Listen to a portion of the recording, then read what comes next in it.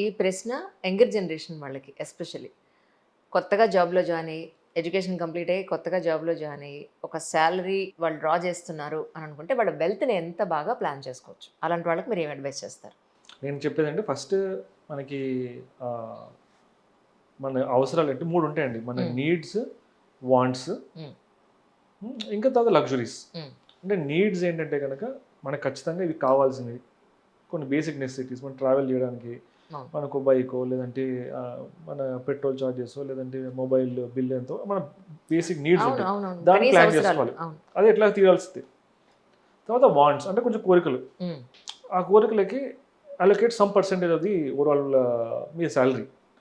ఒక 20% అనుకోండి. మీకు 50,000 జీతం వస్తే కనుక allocate 5,000 rupees for it and don't exceed it and remaining is to try to invest it. ఇప్పుడు ఆ 50,000 జీతము obviously will grow at some point. Next 70 అయిందనుకోండి. ఆ 5,000ని అమాంతం 5,000ని కాస్త ఇప్పుడు నాకు 25,000 పెరిగింది కదా, ఈ 5,000ని ఇప్పుడు ఇంకో 25,000 జోడించి 30,000 చేస్తా అనుకోకూడదు. That is what most of them are doing right now. వాళ్ళ life style is growing again more than their incomes. So దాన్ని లైఫ్ స్టైల్ క్రీప్ అంటారు. రైట్. సో ఆ ప్రపోర్షనేట్ మెయింటైన్ చేసుకుంటూ వెళ్తే అది ఫైన్ బ్యాలెన్స్. మనకి ఎంతైతే శాలరీ పెరుగుతుందో అంతే మన స్పెండ్స్ కూడా పెరగాలి. Not more than what you're actually earning. That is the right way. And balance ఏదైతే మిగులుతుందో అలొకేట్ ఫర్ ఇన్వెస్ట్మెంట్స్. ఇన్వెస్ట్మెంట్స్లో we get higher returns around 12-13% అట్లా ప్లాన్ చేసుకోవచ్చు. నేను ఎక్స్ట్రా ఆర్డర్ కూడా చెప్పట్లేదు. మన లక్ బాగుంటే వస్తుంది. But that leave it to God, leave it to market. Be don't expect extra too much returns. Have a reasonable expectation of 12-13%. Right. And start to invest. Over a period of time you will see wealth. There's a rule of 72 ande. The 72 ni if you divide by the returns that you're getting, you will get in how many number of years that money will get doubled. 72 ni let's say మనం divide by 12 చేసాం అనుకోండి, అంటే రఫ్గా 6 years. Okay. So 6 ఏళ్లలో double అవుతుంది. అదే 72 ని let's say if you're investing in FD అనుకోండి 7%, it will take 10 years to get doubled. So you can imagine అంటే మన మన మన ఫైనాన్షియల్ ఫ్రీడమ్ని మనం ముందుకు తెచ్చేసుకుంటున్నాం if you're investing it wisely. So and శాలరీని కూడా పెరుగుతున్న కొద్దీ ఎక్కువ అమౌంట్ని ఇంకా ఇన్వెస్ట్ చేస్తుంటే కనుక we are actually increasing the runway and making the financial freedom too early. చాలా మందికి డౌట్ ఉంటుందంటే ఇండియాలో ఇన్వెస్ట్ చేయాలా లేదంటే ఇప్పుడు అవుట్ ఆఫ్ ద కంట్రీలో చాలా వరకు ఇన్వెస్ట్మెంట్స్ వస్తున్నాయి, అంటే ఎలా ఈ ఇక్కడ ఆర్గానిక్ ఫార్మింగ్ చేసేయచ్చు, ఇక్కడ వచ్చే రెవెన్యూస్ మీకు ఇంత షేర్ ఇస్తాం, దుబాయ్లో ఇన్వెస్ట్ చేస్తున్నాం. ఎగ్జాక్ట్లీ. సో ఇది ఎలా ప్లాన్ చేయాలి? నిజంగా మనం ఎక్కడ ఉంటాం, అక్కడ ఏం జరుగుతుందో తెలియదు, ఎలా నమ్మి ₹1 అవుట్ ఆఫ్ కంట్రీలో పెడతాం? మీరైతే ఇక్కడ ఇండియాలో ఇన్వెస్ట్ చేయడానికి మీరు అడ్వైస్ చేస్తారా లేదా అబ్రాడ్లో ఇన్వెస్ట్ చేయడానికి మీరు అడ్వైస్ చేస్తారా? యాక్చువల్లీ ఇది చాలా మంచి క్వశ్చన్ అండి. ఎందుకంటే ఈ క్వశ్చన్ మన ఇండియన్స్కే కాదు, చాలా మంది ఎన్ఆర్ఎస్కి కూడా ఉంటుంది. అవును, ఎన్ఆర్ఎస్ అక్కడ సంపాదిస్తారు, ఇండియాలో ఇన్వెస్ట్ చేయాలా అక్కడే ఇన్వెస్ట్ చేసుకోవాలని చాలా ఆప్షన్ ఉంటుంది. దీనికి ఒక మంచి రీసెర్చ్ చేశారండి. జెంగా ఇన్వెస్ట్మెంట్ పార్ట్నర్స్ అని చెప్పి ఒక ఇన్వెస్ట్మెంట్ ఫర్మ్ ఉంది.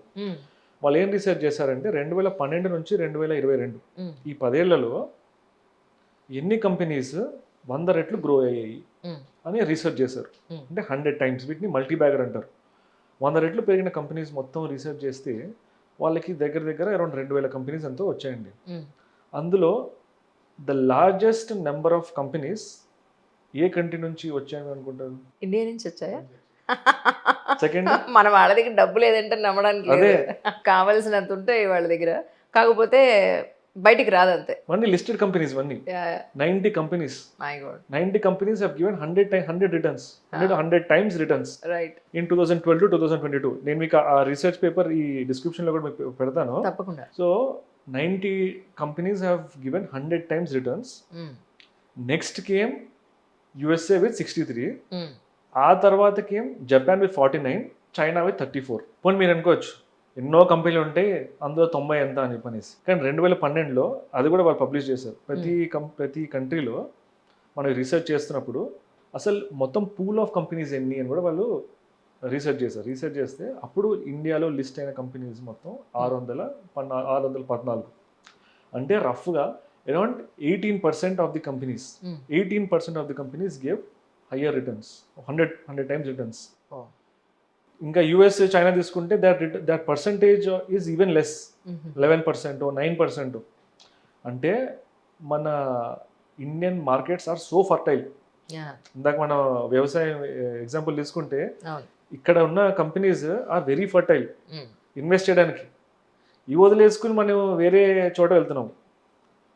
ఇవి నేను చెప్పింది 100 రెట్లు, ఉమ్, ఇంకా 50 రెట్లు 10 రెట్లు సంపాదించిన కంపెనీలు ఇంకా ఉన్నాయి. So out of all the 612 companies, around 500 companies have given outstanding returns more than 12%. Imagine the probability of someone picking any random stock, right. Any random share తీసుకుని 10 ఏళ్ళు కూర్చుంటే కనుక they would have made outsize returns. Um, కానీ ఈ 10 ఏళ్ల గ్యాప్లో ఒక 2016 వచ్చింది డిమానిటైజేషన్, అవును. 2020 వచ్చింది కోవిడ్. అవి తట్టుకున్న వాళ్ళు ఖచ్చితంగా మనీ చేస్తుంటారు. దానికి భయపడిపోయి బయటకు వచ్చేసిన వాళ్ళు obviously would have not made అలాంటి kind of returns. That's really nice.